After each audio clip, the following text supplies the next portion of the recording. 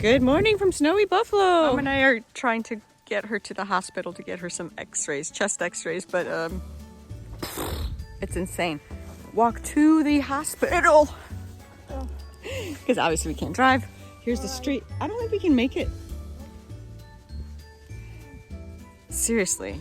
Try to get to the hospital. It's ridiculous. Look at this. How could even ambulances get to people in need? How are you feeling? Come in. Like I'm dying. The hospital's just at the end of the road.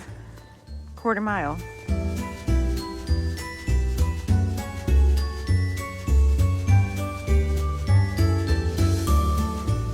Yeah, we decided that was not a good idea. Mom's just too exhausted walking through the snow, and it won't take us, she just won't get there. So we decided to head back to the house right there and just make some tea and have her rest, blah, blah, blah, whatever. But this is better for her. Try. So tell us what happened. I collapsed twice. I try. I can't.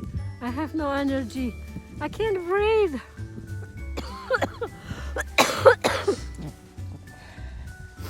Maybe another day. I will call the doctor. I try. Give me your hand. Oh, try shaking. Yeah, let's get warmed up.